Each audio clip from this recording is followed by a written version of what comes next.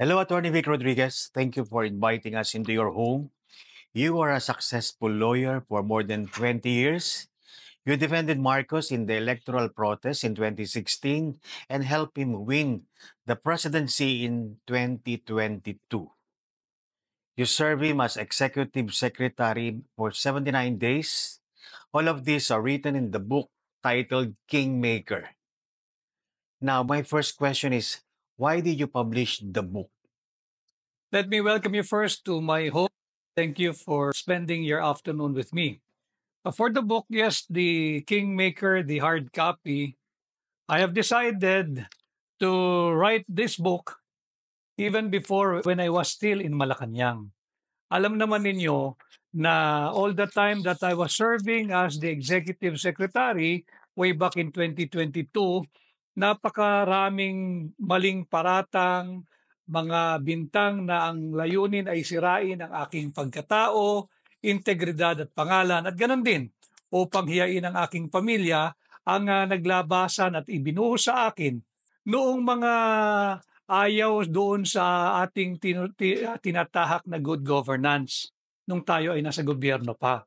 And yung mga paninira naman, I think it's par for the course dahil masidhi yung ating direksyon noon that we are essentially, our path is directed essentially to war on corruption. Ayaw na natin ng corruption sa gobyerno. And yun nga, I've decided to come out with the book, The Kingmaker, the hard copy, upang pabulaanan pasinungalingan ang lahat ng maling paratang na ibinuhos at ibinintang sa akin. And it's all here in the book, um, Kingmaker, the hard copy. Nandito lahat, pati dokumento, linahad natin dito upang pasinungalingan ang napakaraming maling paratang at malisyosong bintang na kanilang ibinigay, ibinuhos at ipinukol sa akin. The book said you had a comfortable childhood, you went to law school and became a lawyer. What was your view of public service?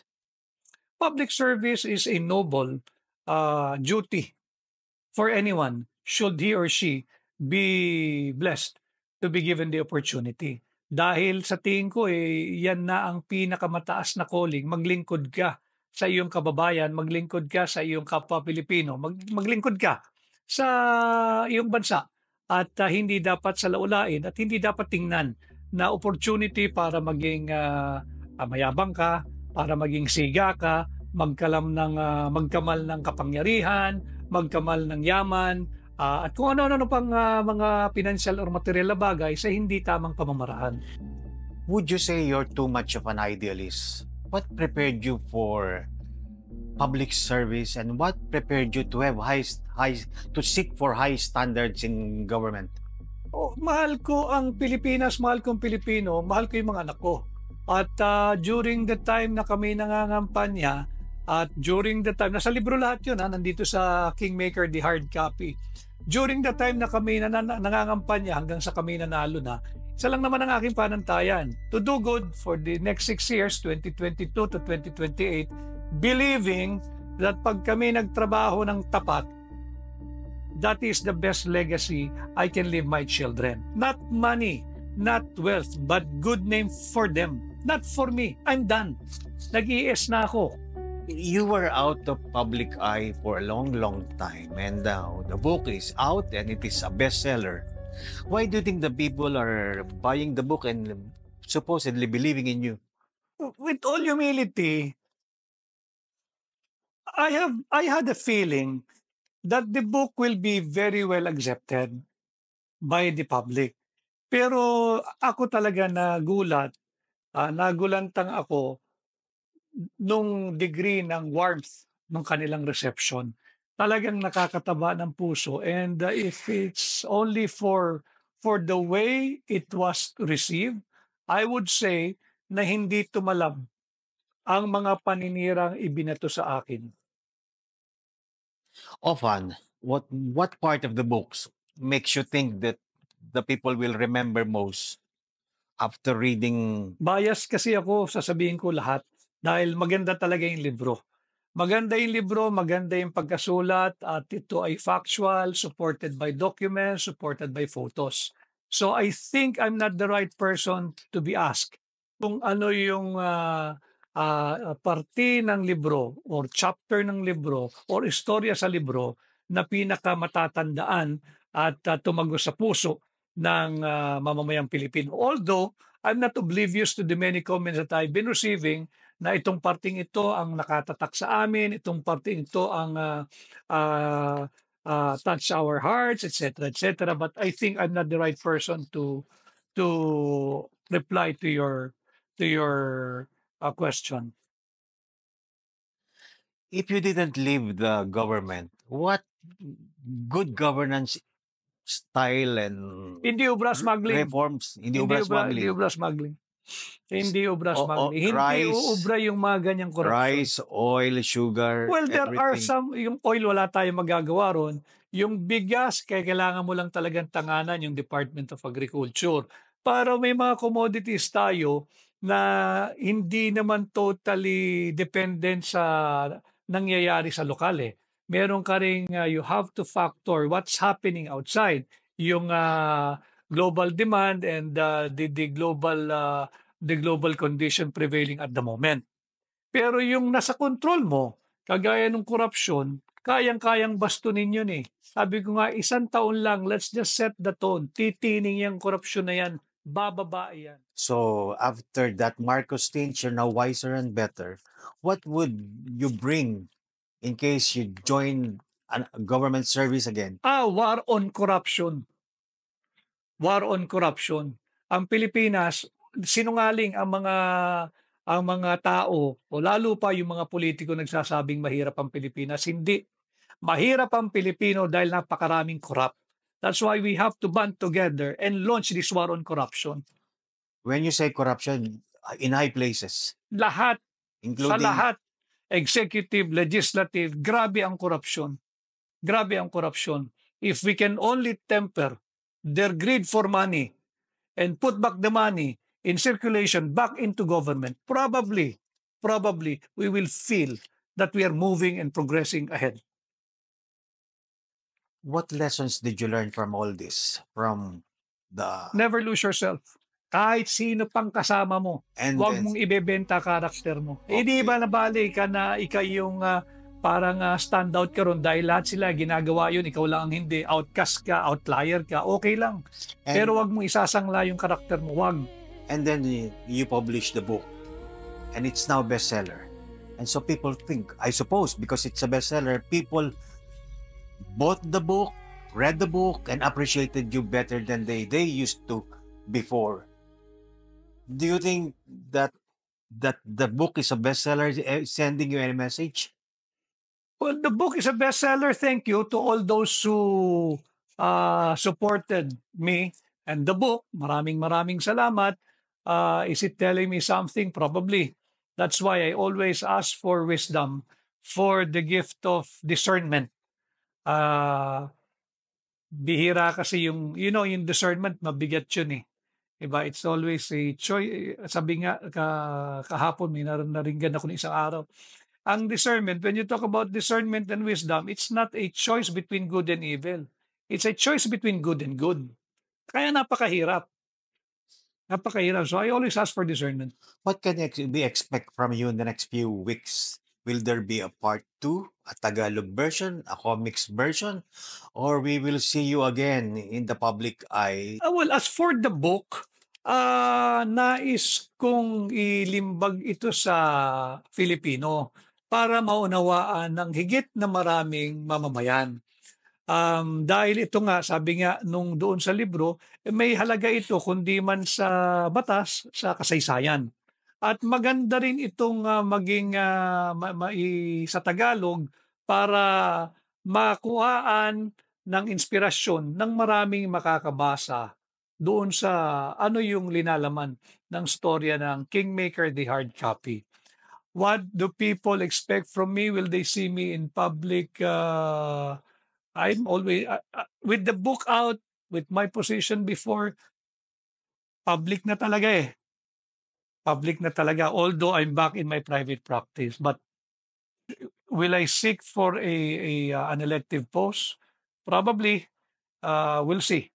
And then you joined the government and it was some kind of baptism of fire. You learned some very difficult lessons.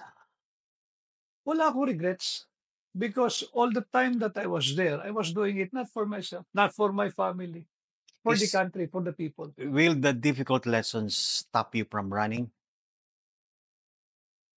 Those difficult lessons have molded me, and I'd like to believe I've gained so much wisdom that it would not deter me from rendering future public service.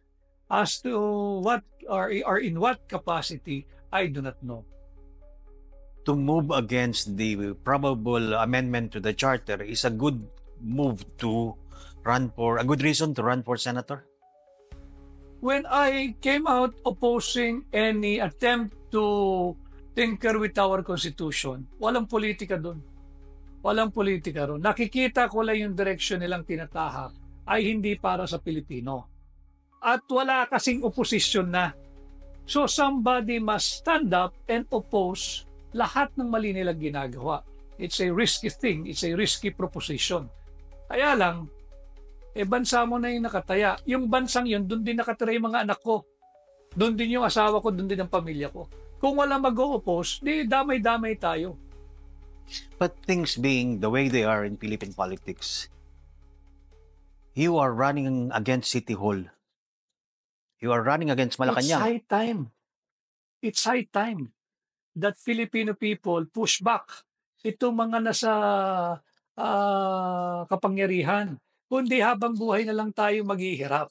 Kaya panahon na tatanggalin natin yung mentalidad na, ganyan talaga, you do not fight City Hall. I'm not fighting City Hall. I'm calling out City Hall for the many wrong policies that it seeks to do. Hindi dapat. At walang masama doon. Bakit? Right ko yun eh. Bilang Pilipino, karapatan kong magpahayag ng aking disgusto sa maling polisiya at direksyon at patakaran ng gobyerno. And you're planning to run as independent? When I run, it's clear to me that I will run as an independent because it's clear to me that my party should only be the Republic of the Philippines. And my party mates and my party colleagues should be no other than the Filipino people. I will not be beholden to any political party, to any politician, to any oligarch. But things being the way they are, you need money to run a campaign, to mount a campaign. Yes, but you don't need that much money to mount a credible and decent campaign. How much money do you need? Enough to somehow give transportation allowance to your volunteers. Of course, may meron kang gastos dyan, yung pamasahe mo sa aeroplano, pamasahe mo sa barko, panggasolina mo, and so on and so forth. How much money do I cannot quantify. But akin nga, sabi ko, kung saan lang abutin. Pagka kinapos, di hanggang dun lang talaga. And let the people decide. Should I offer myself as among the candidates for senator? Wala akong problema doon. Meron naman dyan yung mga established names. O di kung ayaw nyo sa akin, doon kayo. Basta tatandaan ninyo, you must realize what is at stake this midterm election. Kung gusto nyo pa rin sa buhay na meron ang mga Pilipino ngayon, huwag nyo ako iboto. Walang problema. Walang problema. Hindi sasama ang loob ko. Kung happy na kayo sa ayuda at bata pa lang kayo, pinangarap nyo na paglaki nyo, ang pangarap nyo lang ay makatanggap ng ayuda sa gobyerno, o di boto nyo sila. Pero kung gusto ninyong reforma at war on corruption, dito tayo. If you're out there introducing yourself and calling the people to vote for you, what would you say? How would you summarize the entire message in the book into a few 10 minutes, say? We have, all of us, meron tayong kapangyarihang baguhin ang kapalaran ng ating bansa. Kagaya rin ng ating buhay. Marami riyan ipinanganak na mahirap. Hindi kasalanang ikay ipinanganak na mahirap.